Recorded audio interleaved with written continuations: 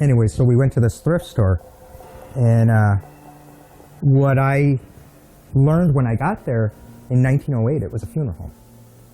And they knew of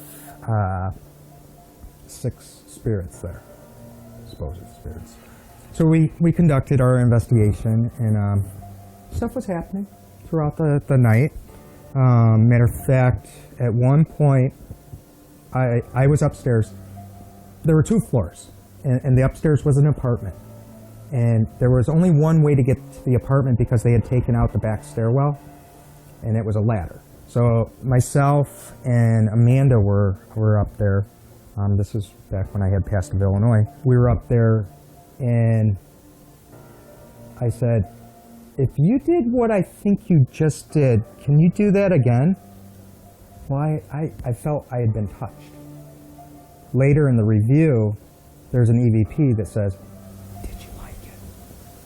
Whoa. Wow. So anyways, didn't know that happened at the time, but stuff was happening. And I remember this was like, oh geez, March, and Illinois is cold. It was probably 28, 29 degrees. Well, we had no electricity, so we would have to go down the street to an apartment above the bar throughout the night to warm up. Well, about 2:30, 3 o'clock, we went to go warm up and whatnot. And myself and the 2 other founders from the past family teams were out in the car, and we were talking, smoking, and everything. About, I don't know, 3:30, 3:45. I said, you know what, I want to go back. And they're like, yeah, let's go back. So I called my team, nobody answered.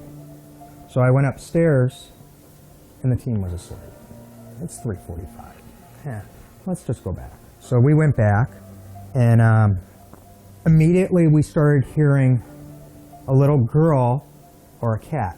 Okay, it was too cold for a cat. And so we kept hearing this. There was just activity constantly happening. Close to 6 o'clock, the sun's starting to shine in through some of the windows. All of a sudden you hear, I'm like, what is that? I didn't use those words, but anyways. And she goes, they're moving the furniture again upstairs. Remember, the ladder was by us. And it sounded like a sofa being dragged. All of a sudden, the darkest shadow figure walks across the room of a man. I'm just like, and Rita's like, are you okay, Britt? Did you see? Yeah, I saw. I'm just going, whoa. Because usually I don't investigate until 6 o'clock in the morning. You know, most investigators are done about 3, 4 o'clock. And plus, I had never seen a shadow figure during the day like that, or morning, whatever. So that was around 6, close to 6:30, 6:45. I was looking in this room real intensely. All of a sudden I hear thump, thump, thump, thump, thump, thump, thump, footsteps coming at me. I start screaming like a little girl. Ah! Thump, thump, thump, thump, thump. It was up in the apartment. It had ran over my head. You know, I'm thinking John Candy, raccoon's gonna jump in my face. I don't know. The girls come running. Was that you running? Hell no. You know, I was a little disturbed. Then another night went by, and I was talking to another fan, probably same time. All of a sudden, bang, on the glass table. And I was just like, I think she's back. I gotta go. You still hung around to type the rest of the sentence off.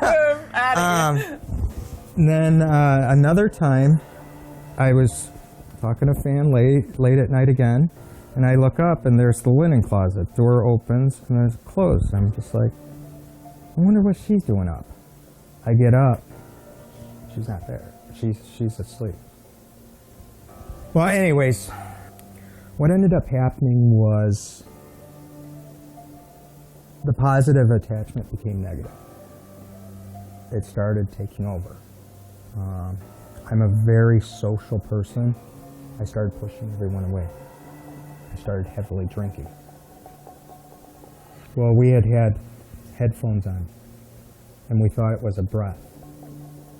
But what had actually happened later in the review, I was swung at as a result of that. team member in the next room was pinned down.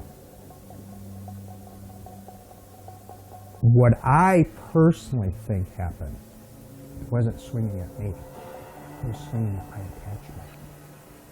That's why it didn't hurt me. And it hit me. This is a human being. And from that moment on, I stopped.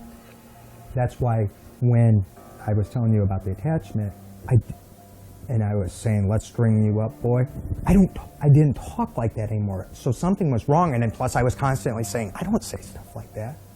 You know, so I'm very opposed to provoking.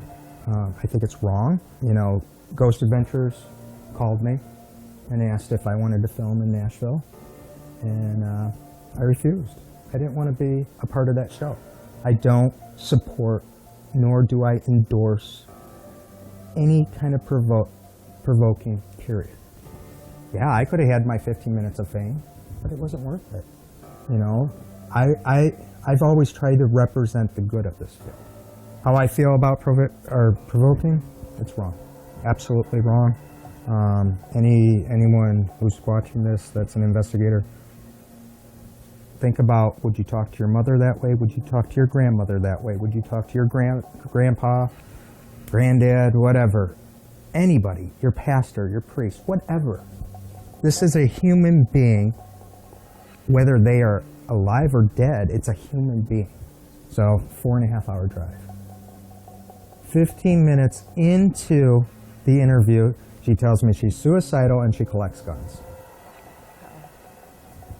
Everything we found, I debunked in that house. I remember being mad when we left.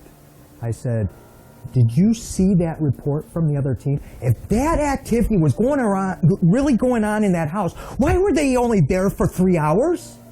They would have been there 8 hours. Yeah. And I was ticked. I said, that's it, I'm done. I don't want to do residential. People are nuts. And so I changed the whole team. I said, that's it.